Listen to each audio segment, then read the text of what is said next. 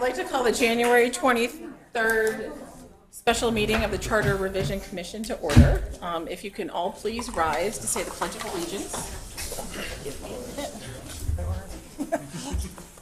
I pledge allegiance to the flag of the United States of America and to the republic for which it stands, one nation, under God, indivisible, with liberty and justice for all.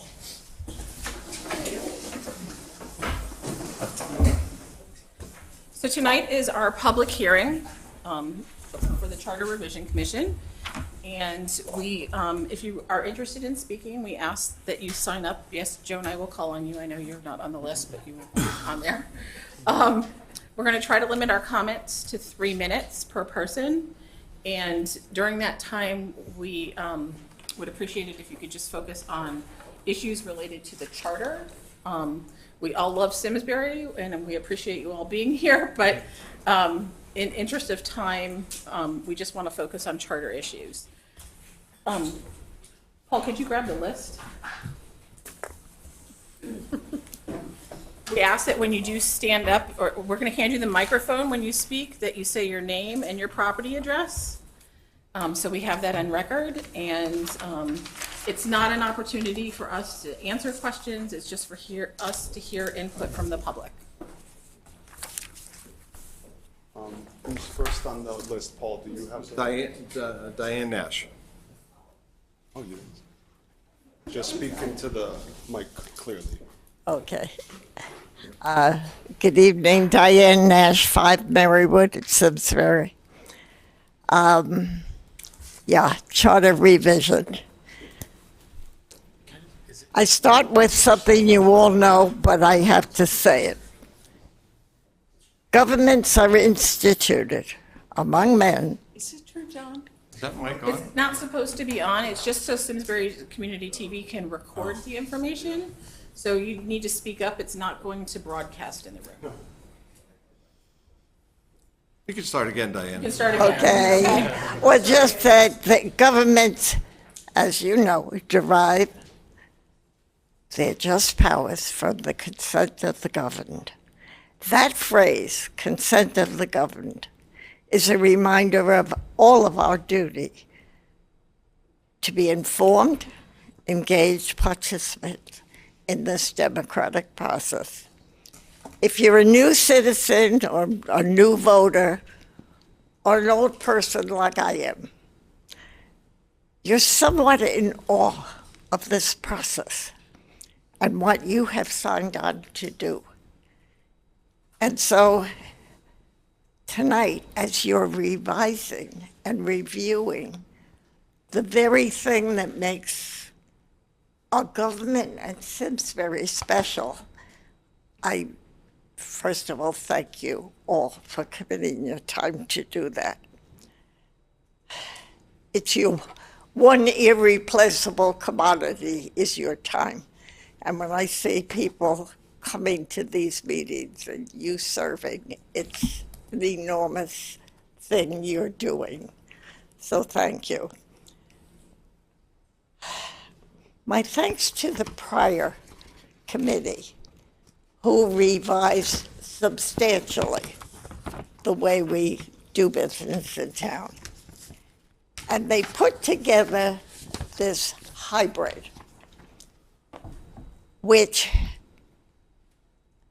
I would ask you, as you're reviewing what works and what isn't, whether that's a function of the structure or the people.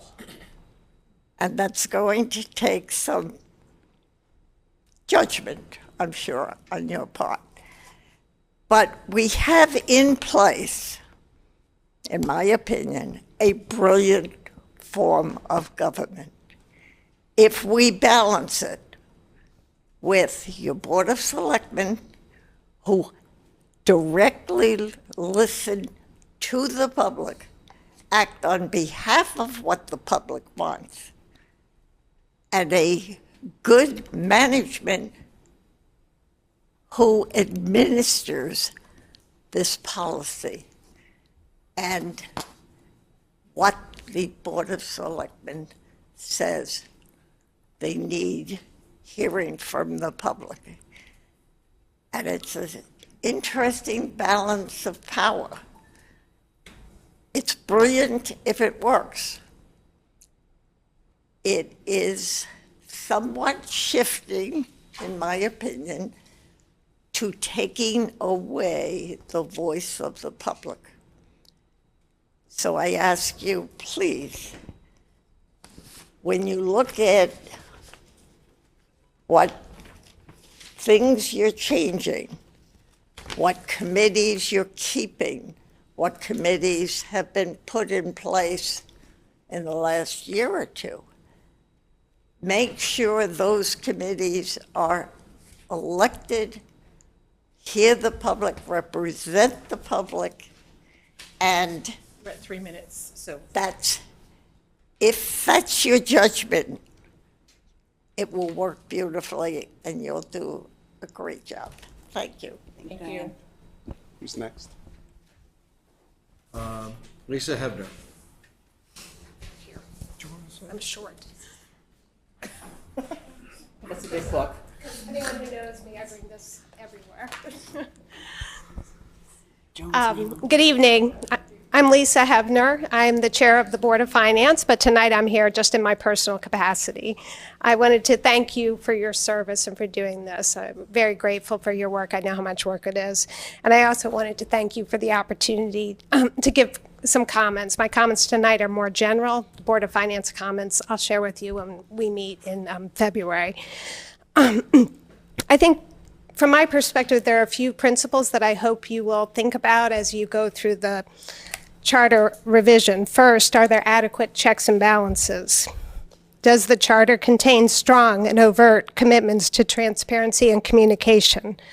Does the charter adequately state who is responsible for policy decisions and who is responsible for administrative decisions? Does the charter adequately encourage citizen participation in governance? I think that's always been our strength. Does the charter adequately protect who has access to information? To me, that is the most critical thing that I'd ask you to look at. If we want elected boards to continue with policy making, it is critical that they have access to information. And lastly, can you do what you want to do without changing the charter? Are there other options available to you, like policy or ordinance? It doesn't all have to be done in the charter. So as you weigh those things, I'd ask you to consider that. During your deliberations, you may hear reference to the ICMA model charter. For those of you who haven't been through this before, just a heads up, the ICMA is an organization run by town managers, for town managers, do great work. I use a lot of their books. They put out great information, but take that in perspective as you evaluate when they say it's the model charter. They're saying it from a perspective of where they sit. In my mind, all of you, members of this commission, are Simsbury's experts, and I wholly put my faith in you. So, over the ICMA. So thank you for what you're doing. And lastly, I wanted to recommend to you this book. It's The Power Broker by Robert Caro. If you watch the news, now that I've mentioned it, any political discussions in the back on the bookshelves, you'll see everybody has that book. And it's about municipal government.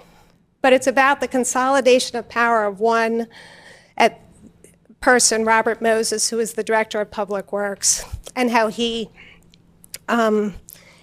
consolidated power over 50 years. And the book is a cautionary tale of the dangers of consolidation of power without checks and balances.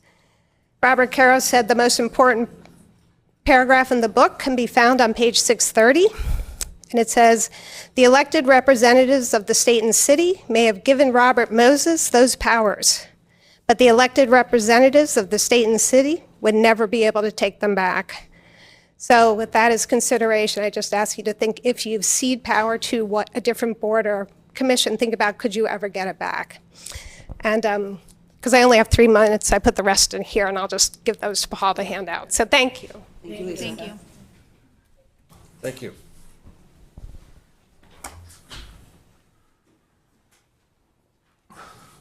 Next is Susan Messina.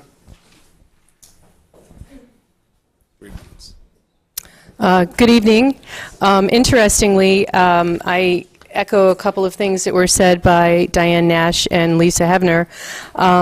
I wanted to first say, though, that I hope that your minutes will really accurately reflect what the public is saying and what you're discussing, because I've noted a lot of the minutes lately in town meetings are very skimpy or absent in terms of what the public has said, and I found that to be very concerning related to the point of communication and understanding what's going on. So this is really important, and I really hope that you'll have good minutes. The second point that I want to make is that this is such a great town because people care about it so much and they give their time, their treasure, their talent to contribute to the town. And we need to make sure that we don't get lured into what other towns are doing if it's not something that's going to benefit our town. And we're so much more thoughtful and have such a longer history and kind of ethic of citizen engagement that brings this strength to this town. So do not think that we should do something because other people are doing it. And this isn't just me saying it. It's been talking to consultants that have been to the town. They've said over and over, Simsbury has so many things that other towns want and they can't have it back now. So, and that relates to our open space, our volunteerism, our philanthropy in town, all these kinds of things. And so it's all of it that makes the town special. So if it's not broken, don't fix it.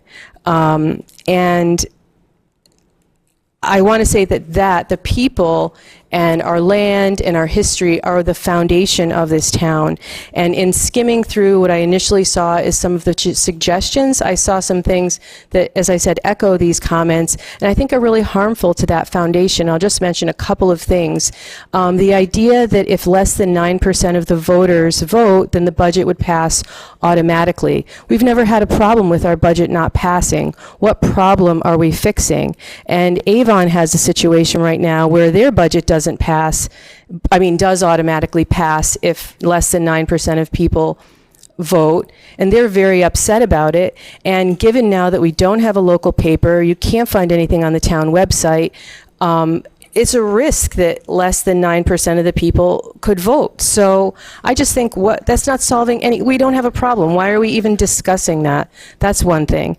Another thing is a suggestion that we would get rid of the Board of Finance. Everyone thinks this is a well-run town and the Board of Finance is doing a great job, and we have people with significant expertise that are willing to spend their time doing that. We have a AAA rating. Why in the world would we get rid of our Board of Finance? It doesn't make any sense. Who even came up with that idea?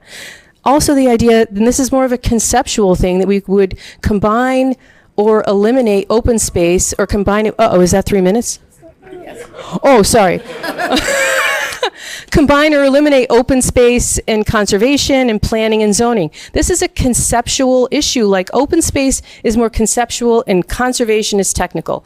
Planning is conceptual, zoning is technical. Those are things that benefit from more robust organic conversations. Why are we trying to streamline things that aren't broken? And I'll leave it there, and I'm sure you'll have another public hearing, and I look forward to it, and I thank you also for your service. Thank you. Who's next, Paul? That's all signed up. So Joan, would you like to? Anybody else like to speak for public hearing? Thank you. Joan Cove, 26 Whitcomb Drive. Over the years, I have addressed the many charter revision commissions with my comments. After many years of denial, Simsbury now has a town manager to serve as the chief executive officer of the town. The town manager should be the chief administrative officer, assuming the legal responsibilities of the office, including the hiring and firing of employees, including but not limited to the management of personnel files. Many of the duties of the town manager should be defined more clearly in the charter, as we have made transition from first selectman to town manager form of government. The Board of Selectmen should transition to a council form of government with 5 members elected to 2-year terms, and the selection of the chairman is selected from the council members. The council members should maintain the duties of the Board of Selectmen. There should be no compensation for all members of the council. This change would be consistent with other towns that have the council form of government. The town attorney should be appointed by the council and serve under the town manager as an employee with an office in the town. I'm suggesting that we have our town council as part of the town, as an employee of the town. Absenteeism to appointed boards and commissions should be addressed to assure the ability of the members to perform their duties. All meetings should be voice recorded. The Economic Development Commission should be eliminated from the charter, and an ad hoc committee can be instituted to perform special tasks. The Planning and Zoning Commission should remain separate as their tasks and focuses are different. The Board of Education should have 5 members that are selected in a competitive process. All boards and commissions should have public audience as an agenda item. The Police Commission's role has changed under the direction of past Town Manager Maria Caprioli with an MOU that should be reviewed for compliance to the Charter. And all of my comments will be posted on Simsbury Patch and Twitter at Joan Cole for anybody to read if they're interested. Thank you, Thank Joan. you for listening. Thank you. Lori, did you want to speak? No problem. 3 minutes. Hi, I'm Lori Boyko from 15 Oakhurst Road. As others have said, the American experience is unique because our government structure at all levels, rather than being run by kings, dictators, or oligarchs, is designed to be one run by the people. The people are supposed to control the government, not the other way around. We don't always get it exactly right because people and systems are inherently imperfect, but checks and balances are built in to help us adjust if we get too far off course in one direction or other. So I first want to thank all of you for being willing to give your precious time to participate in this process. I actually read and refer to the Charter frequently, and I want to outline a few key areas to which I hope you will turn your attention. Primarily, they fall under the broad categories of transparency, ethics, and accountability. We already addressed these in our existing charter, but all 3 areas should be strengthened or clarified. In order for people to participate in local governance, they need to know what is going on. As others have said, we have way too many boards and commissions such that it's impossible for anyone, even those actively engaged, to keep up with all the things getting changed. They absolutely need to be reduced, but there also needs to be a greater commitment to make meetings visible and accountable to all residents by creating a Zoom component to even the smallest subcommittees so that elderly residents, people with young children at home that can't go out in the evenings, and those with disabilities can watch live or recorded meetings. All meetings, no matter how small. We do have a code of ethics, but it needs to be clarified because there are a lot of gray areas and uncertainties, which I can elaborate on another time, but I have some specific thoughts in mind and encourage others to look at the code of ethics and consider it carefully as well. Lastly, we need better protocols to be sure the whole government, elected, appointed, and staff, are adhering to what is in the charter, and that a process for taking quick and corrective action when something is occurring that clearly deviates from the charter can take place, because a governing document only has value if government is accountable to it. Thank you. Is there anyone else in the public audience that would like to make comments this evening? Okay, thank you. Oh, you need to state your name. Name and address. Name and address, okay. Diana Moody, 7 Elsie Way. I just found out about this meeting late this afternoon through the patch. So my suggestion is maybe do something to raise awareness about these meetings, because I try to follow the town website, I try to follow things, and I didn't know about it till late this afternoon. So maybe do something that you can announce these hearings in different places. Thanks. Yep, just state your name. My name's Ellen Gilbert. I live at 126 Hot Meadow Street. In keeping with what Diana said,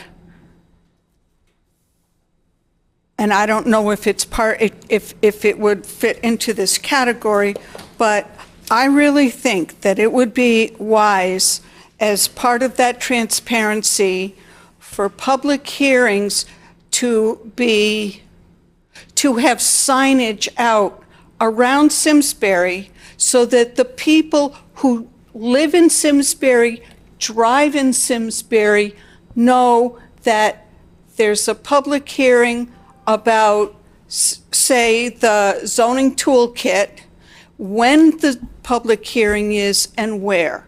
And then they can say, oh, I saw that sign, I'm going to look up what's going on. I think that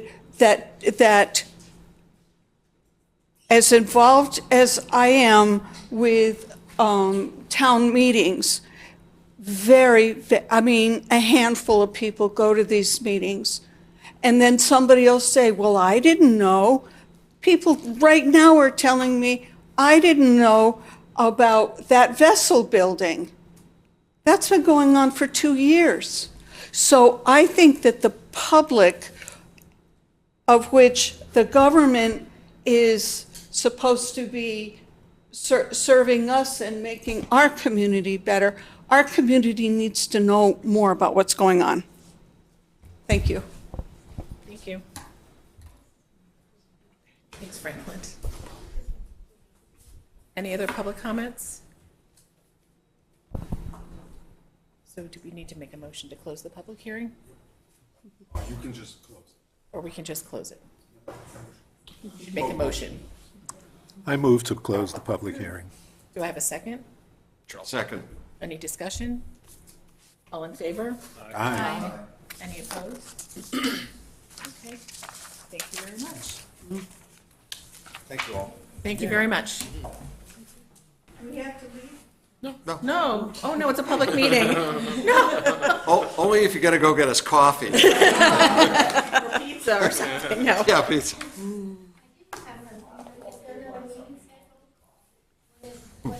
Our meetings are posted on the town website through May, I believe. We have dates. We're meeting every 2 weeks. And the agendas will be posted prior to that.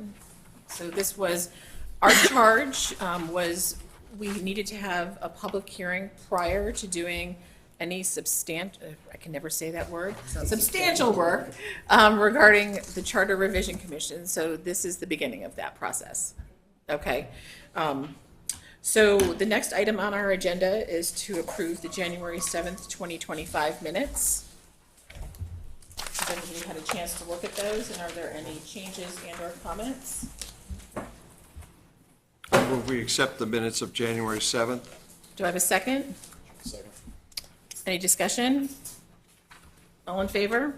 Aye. Any opposed? Aye. Thanks. I'm sorry, I couldn't see who. Paul made the motion and Jeff. Jeff seconded. There, you can pass those down. That's Sorry. from Lisa. One each. One page? Yeah, it should be enough. Jeff, did you also make the motion for the public hearing to close it? No, I did. No, Bert did. Lisa. Okay, so the next item on the agenda is to review the Board of Selectmen charter recommendations. So part of our agenda included a package of information from the Board of Selectmen. Is this something that you want to go through, Bob, or or how do we want to handle this? Could do is just, seven different areas and group into similar type changes. And the first area, and the Board of Selectmen spent, considerable amount of time and effort putting this together, and under the statute, thank you. Under the statute, they are entitled but not obligated to send a list of topics that the Charter Revision Commission shall consider.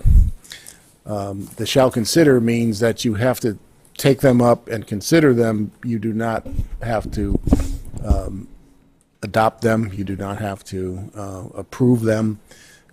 So if your minutes reflect that you go through them and consider them, you'll have met what the statute requires. So the first group is the number and functions of town boards and commissions, and make adjustments as the commission deems appropriate, including terms of office, eliminate dormant boards and commissions, review appointed versus elected membership, party affiliation and representation of unaffiliated voters, consider amending the charter to require all boards and commissions operate under uniform rules of procedure for removal of inactive members, and consider the current role and structure of land use boards and commissions. So for tonight's purposes, before you've met with the Board of Selectmen and have them give further articulation of why they chose these topics, what you could do is discuss them and ask questions about them as you choose. But I would suggest leaving a substantive review of the individual topics till after you've met with the Board of Selectmen in your group of meetings. Do we have a date for that? February 4th. February 4th. February 4th, yeah. So tonight, I think, is review them, understand them, and start to formulate questions you may have of the Board of Selectmen for the February 4th meeting. So if we're reviewing them this evening, we don't have, I know we have got selectmen here, but they're not here to answer questions. Right. So are you taking back any of our questions, or is Franklin taking back our questions to the Board of Selectmen to clarify these issues? I just want to understand order of operation, and forgive me, this is the first time I've ever chaired a committee, so I think don't want to mess anything up. What we would do is we would take back questions or comments, provide them to the Board of Selectmen through the town manager, and give the members of the Board of Selectmen an opportunity to think about whatever questions you may have. Okay. So maybe we should just take one section at a time. I think so. For discussion. Yeah. So item 1 is really regarding the number and functions of the town boards and commissions. And I think these items on here, the terms of office, the dormant boards, all of these are very general comments and not specific to the Board of Selectmen, but to all boards and commissions. That is correct. And the charter, correct? That is correct.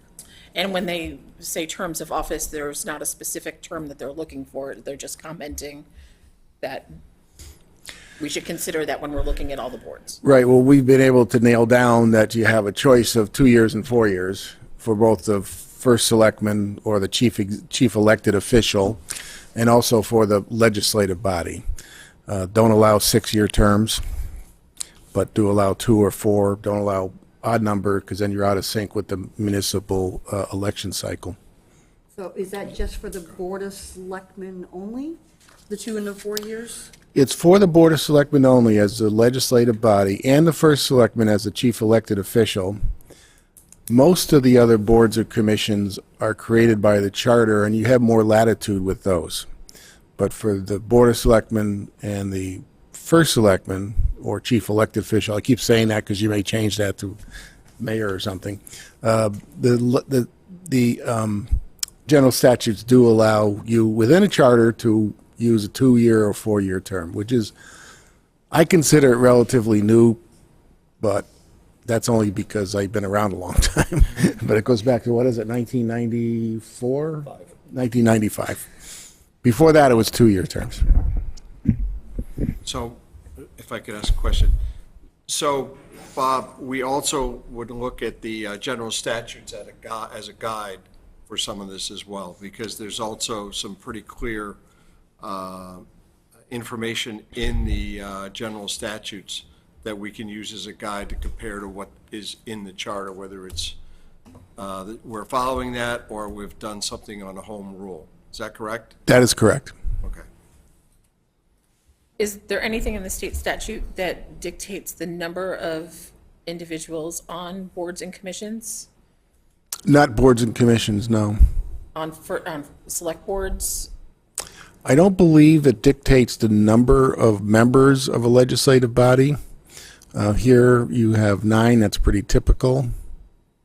6, I'm sorry. Say 9, 6 wow. or, yeah. That changed. Yeah, that hasn't kicked in yet. But it's, for the legislative body, my impression is that it's not dictated by the general statutes, and it's left to the charter to define.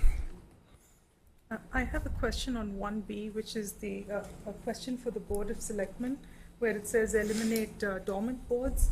Is that a direction to us to take a look at all the boards and figure out which ones are dormant, or do they have a set of suggestions on what they think is dormant? It's my impression they don't have a set of suggestions, but that would be a question you could ask them directly on the February 4th. It's just an idea of going through the ones that currently exist and trying to get some gauge as to how active they are. Last time around, maybe it was the time before that, some were merged to reduce the number of boards and commissions. Okay, thank you. It seems to me that, at least in the first point that we're discussing, maybe the second, that these are topics that the Board of Selectmen recommends we consider, but they're not making any specific recommendations, at least in this document. That is correct.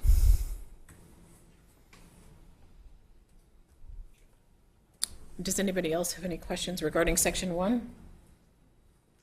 Okay, Section 2 is review extending the length of terms to 4 years for Board of Selectmen members, chief elected office official, and instituting staggered terms. Yeah, we touched on that briefly, but the idea here is the 2-year or the 4-year term for both the Board of Selectmen and the chief elected official. Many towns and cities in central Connecticut have gone to a 4-year term for their chief elected official. And again, you can review it directly with them when they meet with you, but the idea was to give some consideration to whether going to a 4-year term would be advantageous to the town. Is it, oh, go ahead. I was going to say, and on staggered terms, Yeah. you would have to do that for all boards of commissioners, right? You couldn't just stagger the Board of Selectmen. No, you could stay. It's difficult to do, though, because you're on a 2-year election cycle, and I'm not saying it's impossible to stagger terms. You just have to figure out how to do that. You would have to elect one or more of the board initially for a 1-year term, but then they come up in a difficult to do that. But I don't think this item 2C is limited to the Board of Selectmen, no. But again, you can ask them when they're here. It's more geared towards other boards and commissions as well. Is there a state statute that discusses how to institute a staggered term in? There are some boards and commissions, I'm thinking of the Historic District Commission, where staggered terms are mandated. But if it's not mandated, then it's left to the local charter. Staggered terms on the Board of Finance. Board of Finance also has staggered terms. Who is the chief I think elected Water Pollution official? Control has staggered too. For selectmen. First, okay.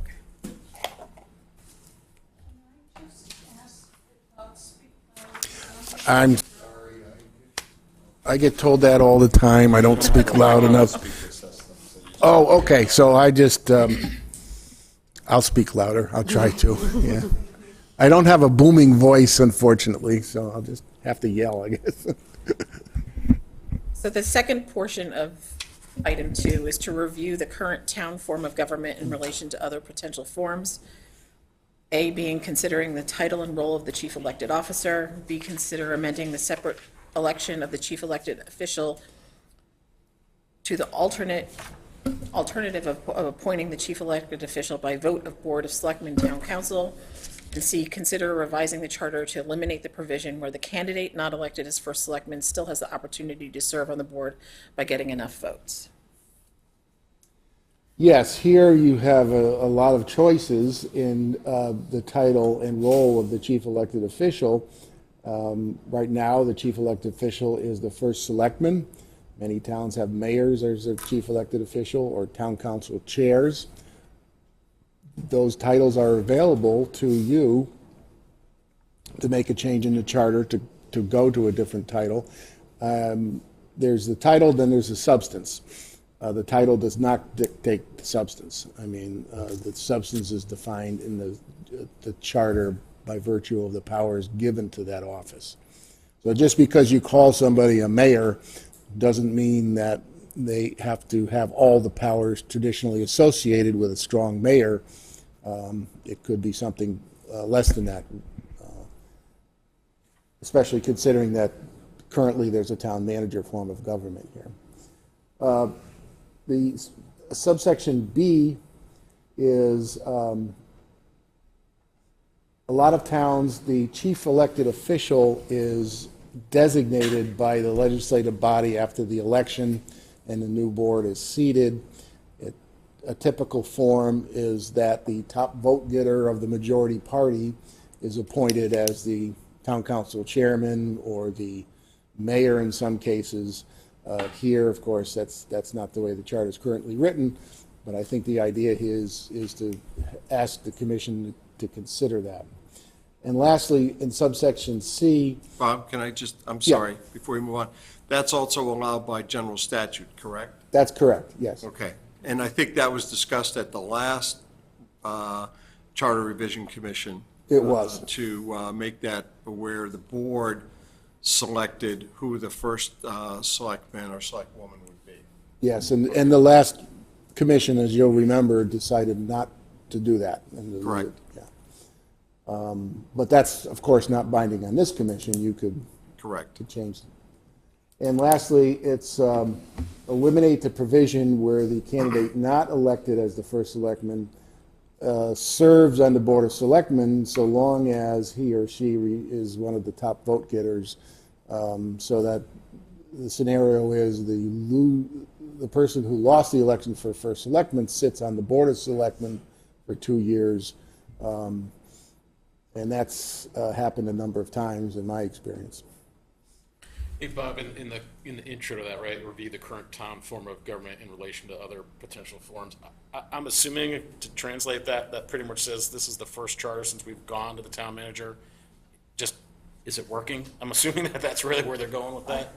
Yeah, again, you'll have an opportunity to speak to them at your meeting, but the idea is just to, 7 years in, I guess it's been, just to sort of review how it's gone and whether or not the town should continue with that form of government or continue with that form of government with some technical changes, and we can talk about where those changes would be to make it more like a traditional town manager form of government. Is there data out there? And I'm looking at Franklin because he likes this stuff. We'll also discuss, we'll also have, like you said, this is just to review it, not to adopt that, but to also review it and discuss it.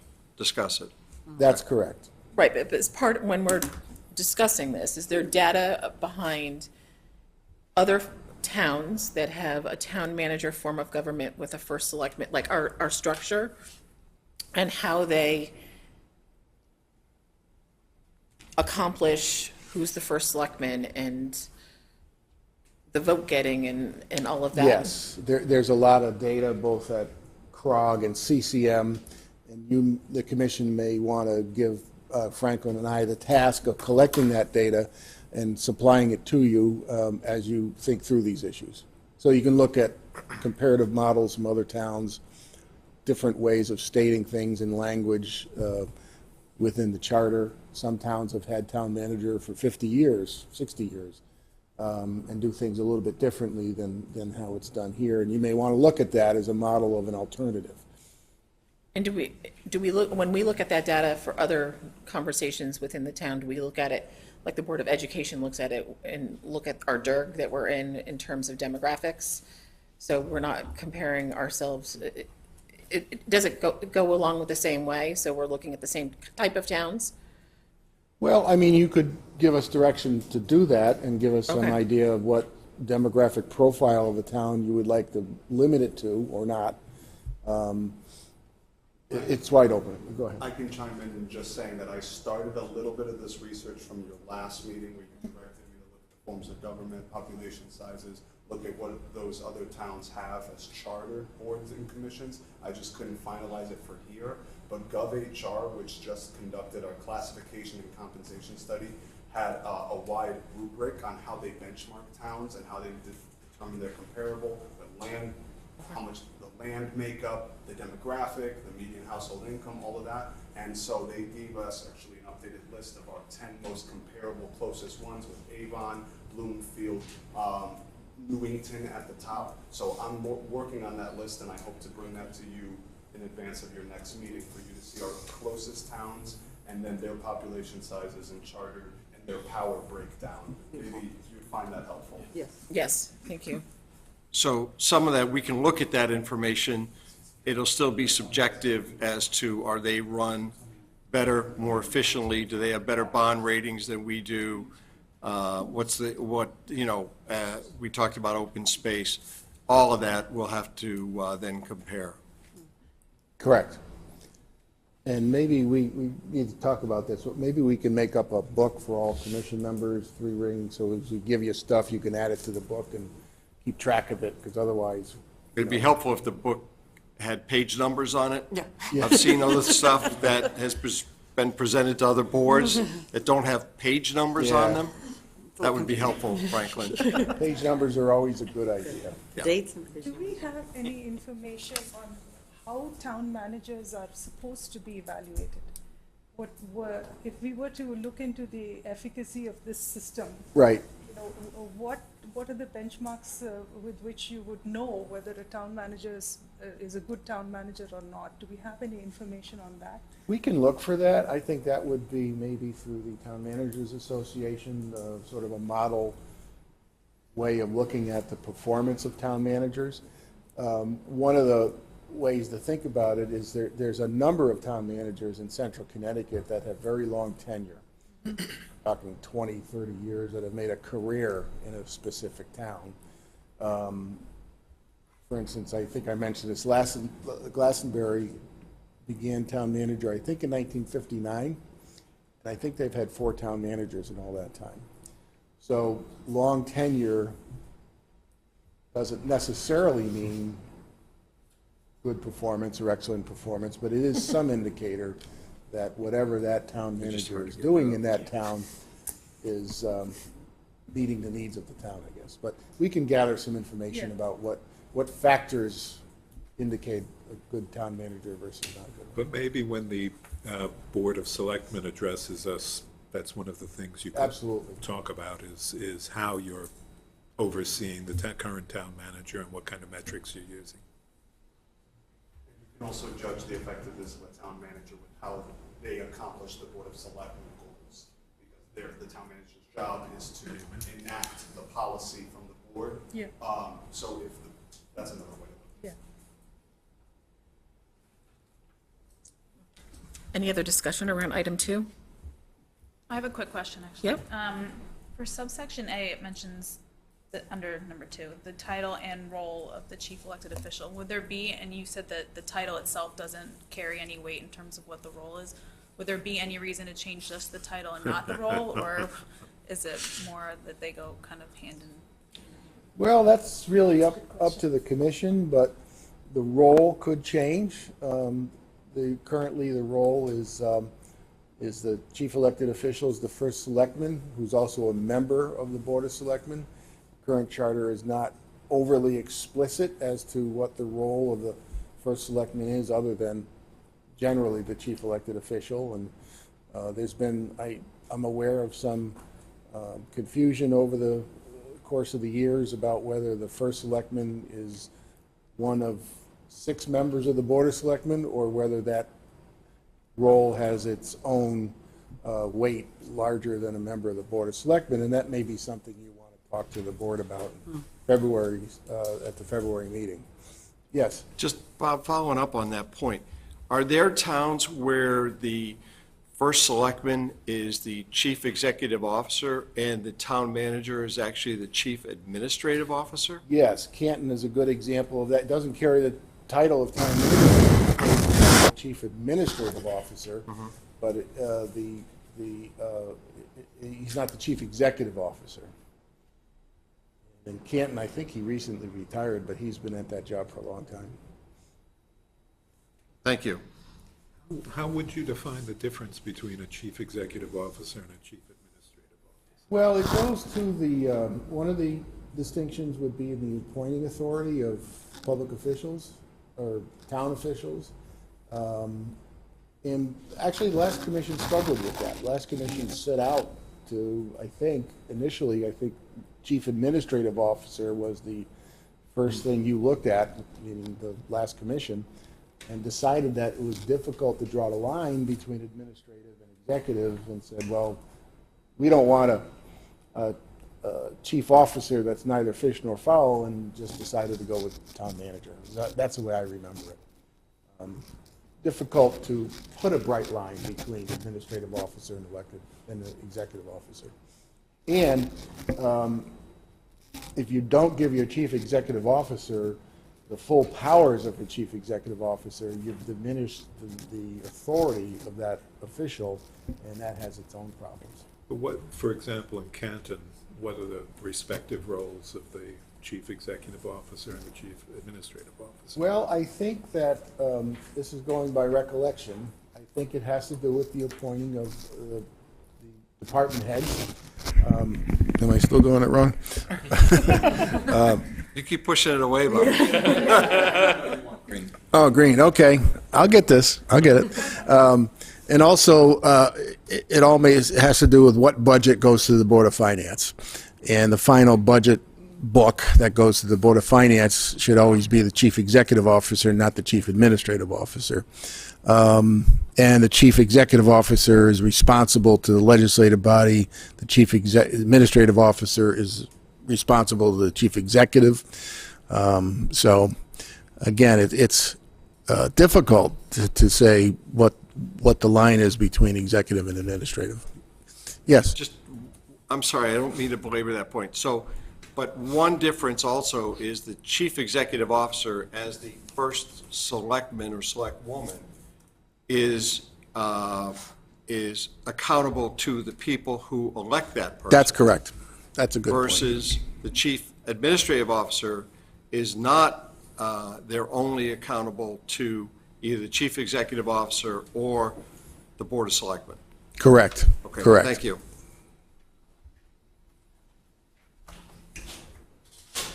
Any other comments about section 2 or questions, clarifications? So 3 is review the referendum triggers throughout the various sections of the charter. So I guess my first question would be, what are we required to do from a statute standpoint for referendums?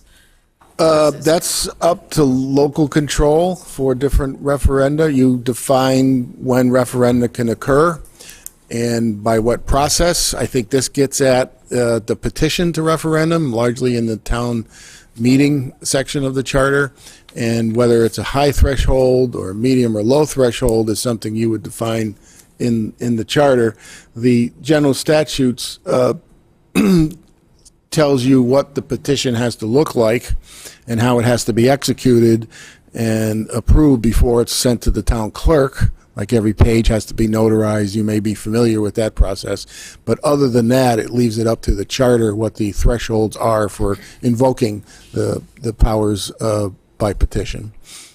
And in this charter, there are some differences between different petition processes. Does this tie in somehow to the code and the rules as to how referenda are administered, and what's the best way to review that? To review the charter, the code, and make sure that the code fulfills the charter? The general statute you're talking about when you say code? No, just the code that is aligned, that is part, that's the administrative component of the charter. Mm-hmm. Yeah, I think the best way to do it is to look at individually sections of the charter that have a petition process in it and make some judgments over whether or not the threshold number of voters to invoke those powers is too high or too low. Okay. But the conduct of a referendum is pretty standard and is defined by general statutes. How you have to go about it once it's invoked is set by the general statutes. So if a referendum is invoked, Mhm. so does the town just follow what's in general statutes, or is there another body of law within the town that the town should also be following? No, it's generally the general statutes that define how a referendum has to be conducted. But we can go through that. And the differences between referenda for different purposes also needs to be discussed. We also have that question about annual budget and, what that percentage is off of the subcomponents, I think that was mentioned. And then the Board of Finance one that was also on there. The reduction of the amount that we weren't sure is still current. I think the budget timelines is item 7 on the Board of Selectmen things. Oh, okay. Yeah, so they're bringing that to our attention as well. So with regard to 4, it's clarifying the current directing / ordering staff charter provision, including articulating that the town Board of Selectmen is a policy. So I'm assuming this is, I guess I want clarification on this. I assume this is drawing a line of who directs staff and who doesn't. Pretty much, yes. Okay. And what does directing staff mean? And what constitutes directing staff and what doesn't? And there are most town manager form of government charters have a similar provision, and I think the idea was to look at some other models of how it's worded to see if it can be clarified and articulated more thoroughly than it is currently. Is there a set of sections that they're referring to under 4 that we should be looking at? Yes, there is, and we'll find it for you. And if you're looking at that, does it also pertain to, instead of the directing, I know we had a conversation about the human resource component of this. That's right. Yeah. Well, section 412 of the charter, we talked about last time of, why was that even in there? It was all about direction to employees. 412. I don't have a page number. There we go. No page number. There you go. But I have a note from our last meeting. We're like, why is this even in here? So I think that's probably, we either need to not have it or clarify a little more clearly of who Yeah, gives the orders, quote unquote. Last time it was accept, and it just changed to including, I think. Yeah. the specific section is 412, and it says, no members of the Board of Selectmen, including the first selectman or first selectwoman, shall give orders, either publicly or privately, to any administrative officer or employees defined by sections 503 and 701 of the charter. There are other models of that same idea from other charters that are more fleshed out, more explicit about what is and what is not an order, I guess. And I think the Board of Selectmen, in what they sent you, is asking you to review that. I wanted to leave it up and we'll just go back to the... In those sections, it references, from my recollection of our last meeting, identifies exactly who those personnel are. Yes, those two cited sections define who those officers and officials are. Okay. So if we were to review them, what would we compare them to? Is there any guidance on how we would review it in terms of, or what are we looking to review it to? Well, I think the idea is other charters in other towns that address the same subject and just look at whether or not there's a better way to word that section, that prohibition, or not. Okay. Would the Board of Selectmen be able to give us an opinion on their experience with this with this particular section, and how that works in practice in Simsbury? Yeah, that would be a good question for February 4th. Okay.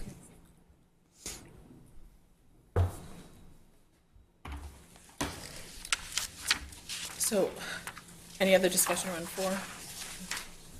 So 5 is review the charter process for any necessary housekeeping language changes. Confirm that all appropriate changes conform with present state statutes and regulations to be reviewed. I know when we went through the charter in detail, we had discussed this at length as well about correct pronouns and names of, and all of that, so. Yes. All they're getting at here- Is what? Is that all they're getting at here? Is that kind of what we're doing here? I mean, that's like what we're doing.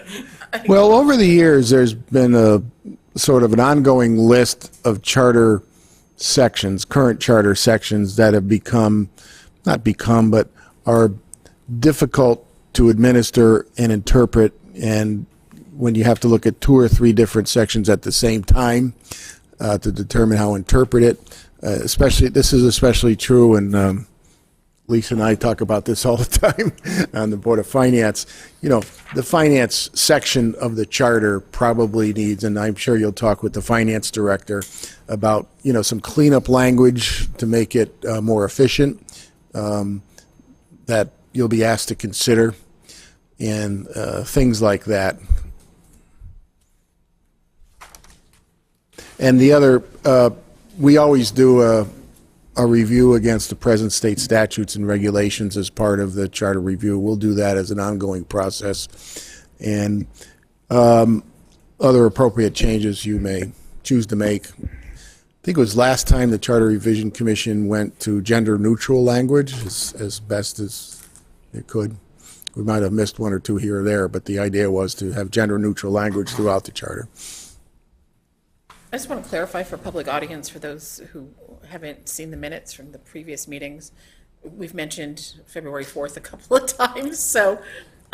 Is it February? We decided at our last meeting, prior to the public hearing, to invite boards and commissions to speak to us, starting out with, obviously, Board of Selectmen, Board of Finance, Board of Ed, and going down.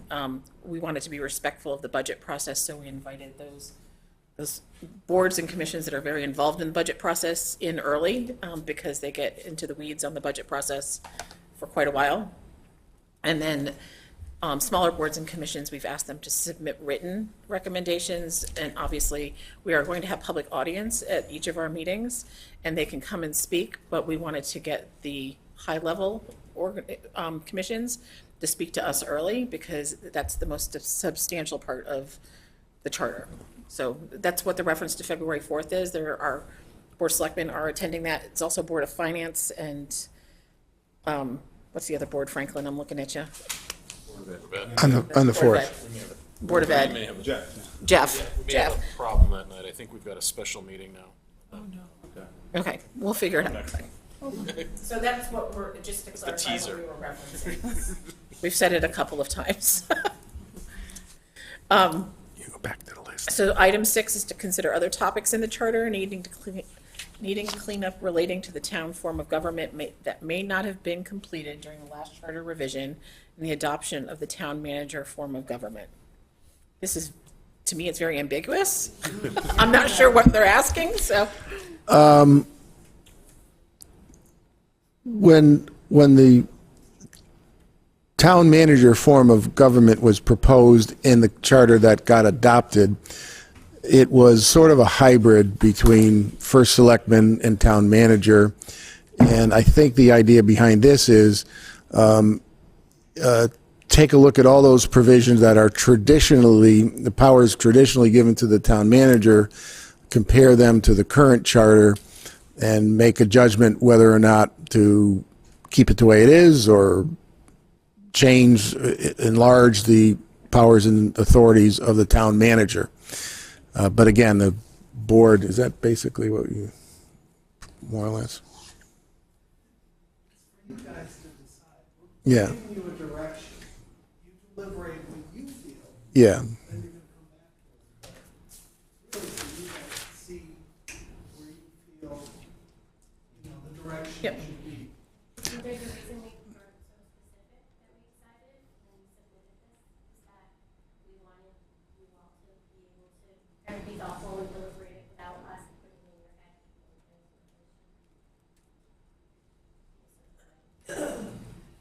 Do we Do we know what the previous charter revision committee considered and decided either not to put in or decided to, that they weren't going to make a decision on that at that time?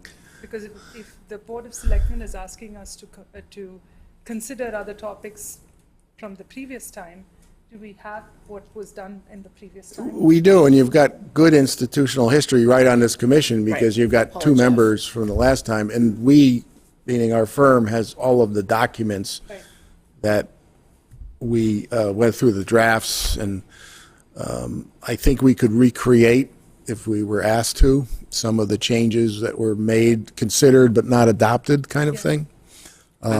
Excuse me, that's also in the final report. It is in the final report. And if every member doesn't have it already, Franklin, you should make that available, because that goes into some detail as to what was considered adopted, what wasn't considered, and why. Okay. Yeah, that's a very good thing. You should probably review that before you meet with the Board of Selectmen on the 4th. And getting to the final report, Franklin and I will work on this. It's not too early to get started on the final report because it's an iterative report. And by starting it early on in the process, we can capture the flavor of the meetings and include it in the report. Not that you'll leave it in there, but at least when you get to the point where you're looking at a draft final report, it'll be very full of your discussions and deliberations, because exactly to your point, years and years later, the next charter revision commission may say, well, why'd they do that? And we need to have something in writing that provides that answer. So Franklin, that's something that you can get us prior to the 4th? I sent you all the final report. You should have it in your emails, but also I can put it on the Charter Revision Commission page on the website, so everybody in the public can see it easily. It should. Okay. It's like a 180-page document. So. It's good reading. Good reading, though. It's good. After we read Lisa's book, we're going to read this. Sorry. Just read the first 10 pages. War and Peace first.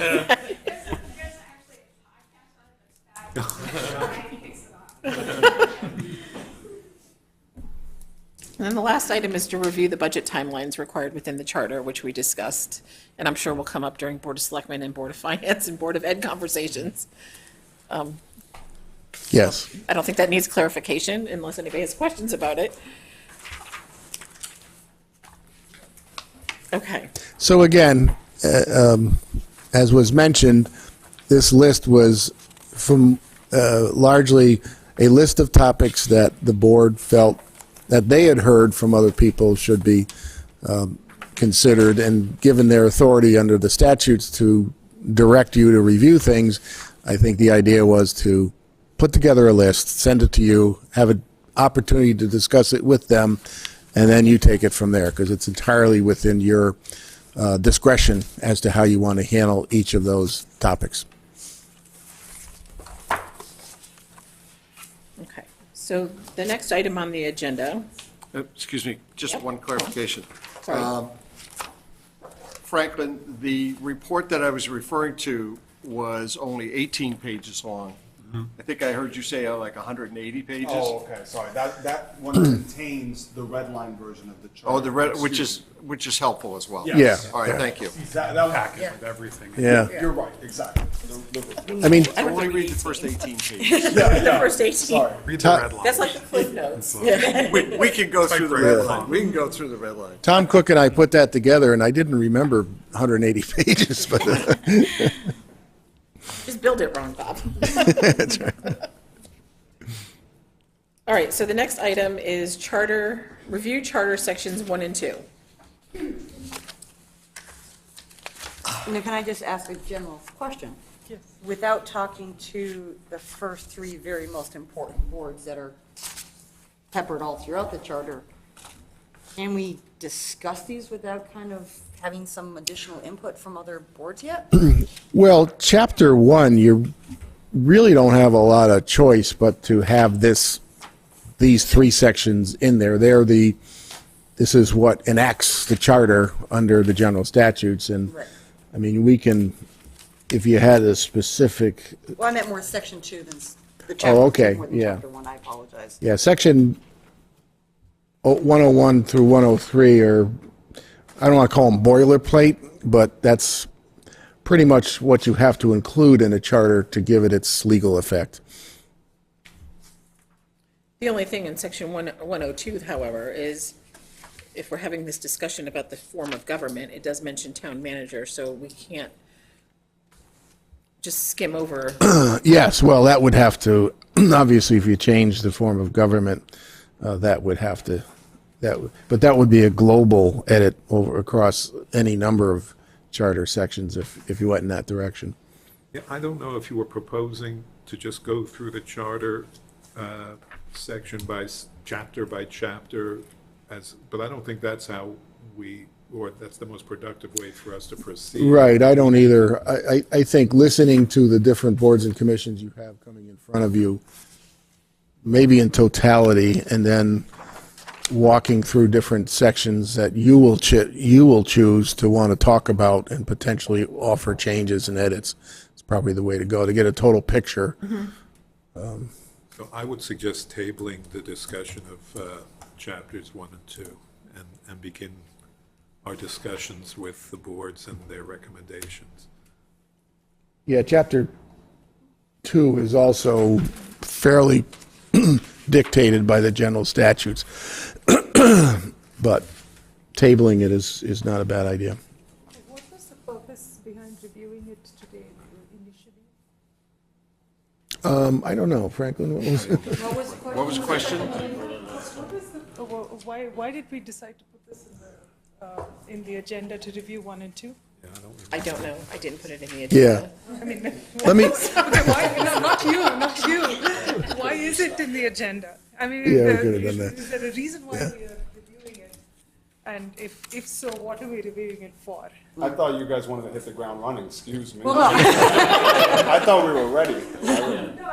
I think we've run enough for this evening. Yeah. Well, let me put it a different way. You're not likely to spend a whole lot of time on chapters 1 and 2. Okay, yeah.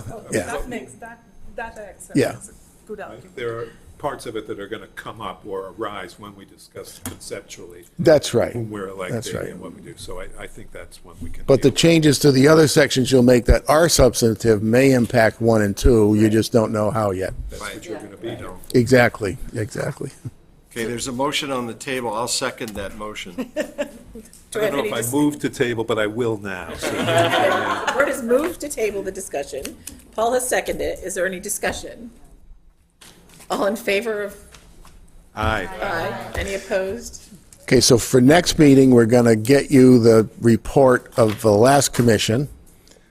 And is it too soon to get some comparative information out?